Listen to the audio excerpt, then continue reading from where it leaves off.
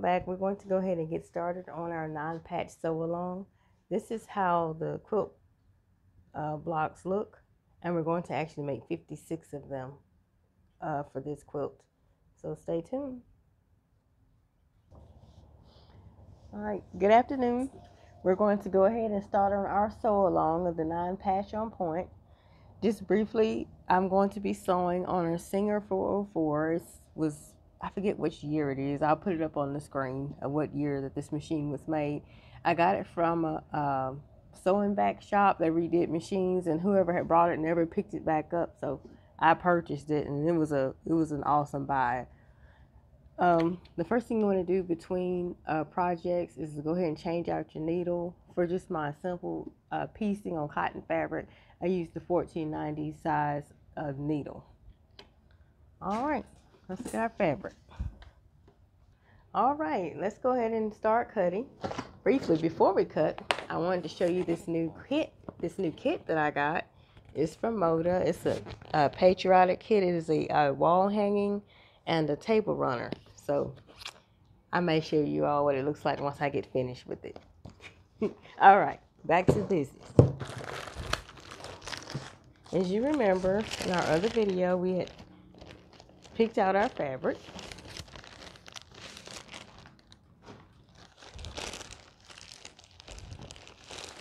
This was the background.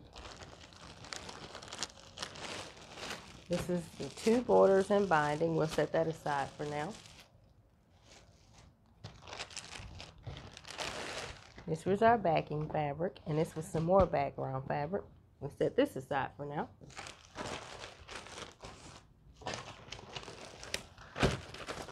And this jelly roll was going to be used as the non-patch.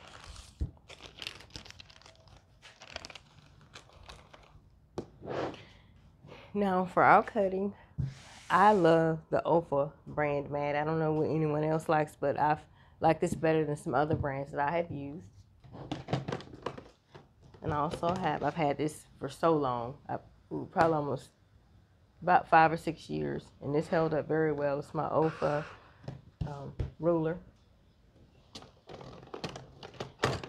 And I also like their style of rotary cutters. It just goes up and down. I like it better than some of the other styles. And those are my tools I'm going to be using. Okay, we're going to go ahead and cut out the fabric. Now I can't actually give you the exact measurements to it because I am following a pattern from Missouri Star Quilt Company, a non-patch, and I'm also using some ideas that I found on Pinterest. So you can find a non-patch on point pattern from Missouri Star Quilt Company, or look at Pinterest for some ideas. So let's go ahead and get started. And this color fabric is Amelia Green.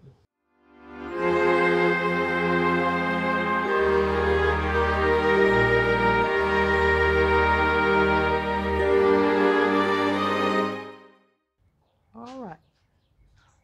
Now let's iron these out on the board. Iron these out so it'll make it a little bit easier to subcut them. Because if you cut wrinkled fabric, it's not going to come out right. Your measurements will be way off. Okay, before we go iron these on the ironing board, I'm going to go ahead and pick out some jelly roll strips that will go with this green. So let's open this up. All right. Oh, aren't these beautiful? We can pick out, I'm thinking a dark and two medium looking colors. This is part of our border right here. This is so pretty.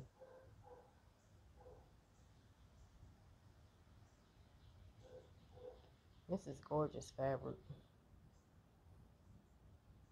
I think I'll start with this one.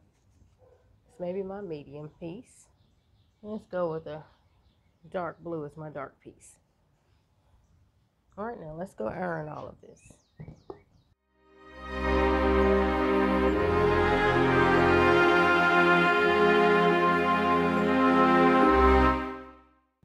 I did cut this fabric on the bias. You see this fabric has give because the 2.5 inch strips on the bias also, and it helps the fabric, you know, give a little bit as you're trying to sew, because you don't want the fabric to where it does not move at all and seams are not matching.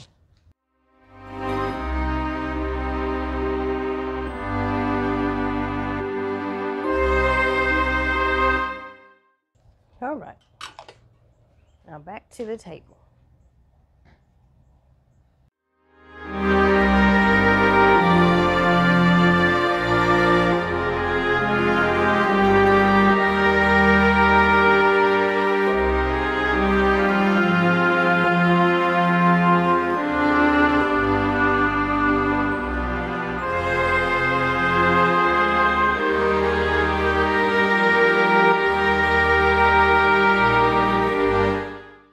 Yeah, go oops yesterday. Remind them, close your rotary.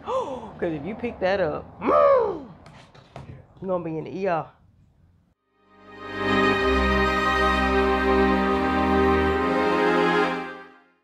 All right, let's go ahead and piece our 9-patch together.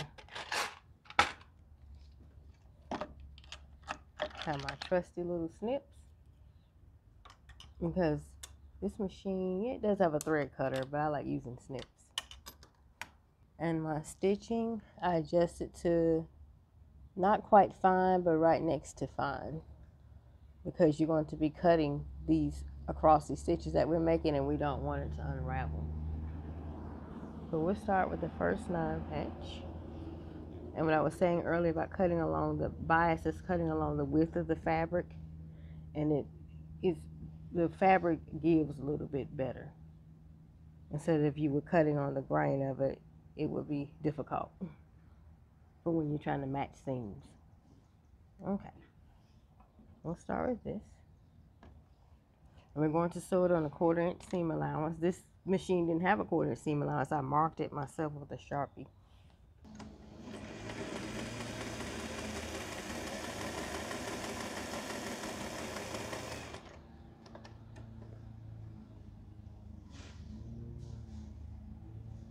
Okay, and you don't have to pull this.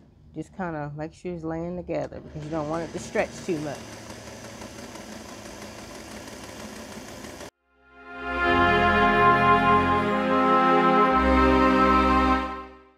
This machine is a dream. I really like it. The next antique I want to find is a featherweight 221. That's an awesome one too. Alright, we want to press our seam open, finger press it rather, to the dark side.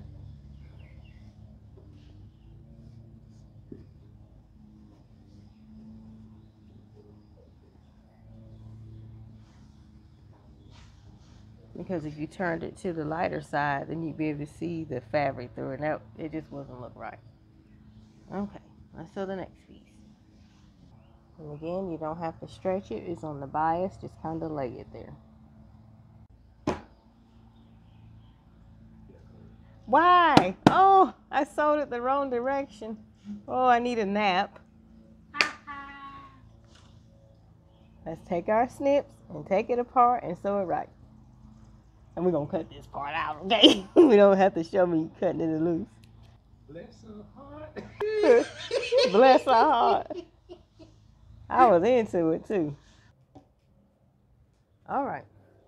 Now that we've sewed our strip sets together, press towards the dark side, finger press to kind of help. Press into the dark side. Now let's iron them. I'm not going to stretch the fabric because it's on the bias.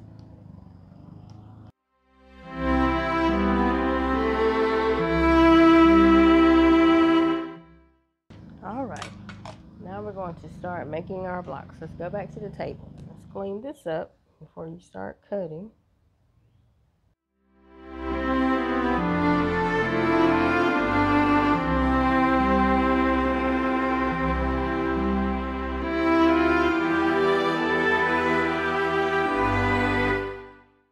And let's go assemble these blocks at the machine. I can show you really quick the importance of turning your fabric in the correct direction. So when you get ready to sew these together, your seams will nest and they won't be bulky, and it will match up better on the front. I'll show you.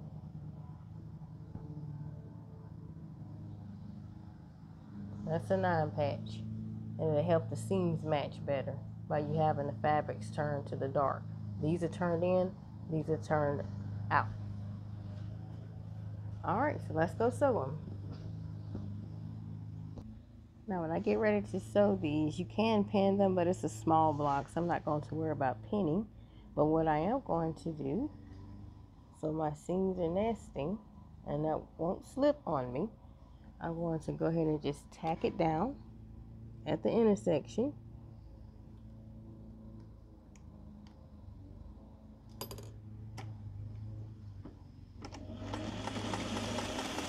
I'm going to pull it out.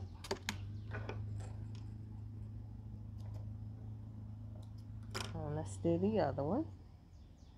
Make sure your seams are nesting. That's why it's so important to have the fabric turned the correct way. Tack it down.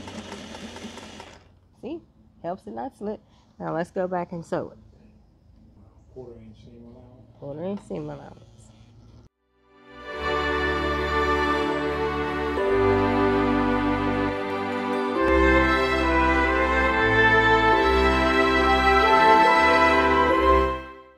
Okay, there we go.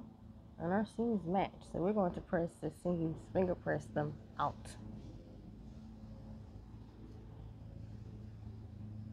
But that's where the fabric kind of wants to lay anyway. So let's iron it really quick at the ironing board.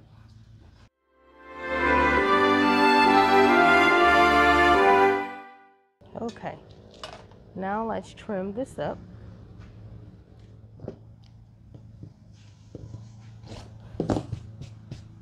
Alright, now that we have our 9 patch, the reference to putting something on point, I will show you that's the purpose of these triangles.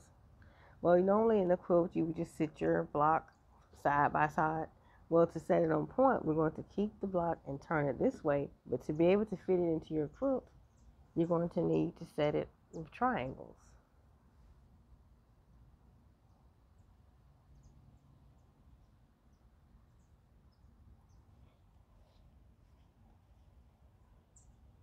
And that's what it's called, setting it on point.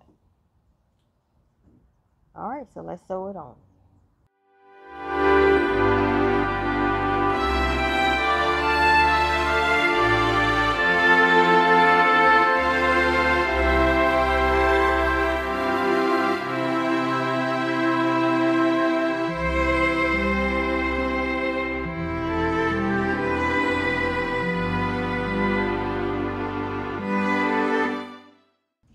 Smash it out.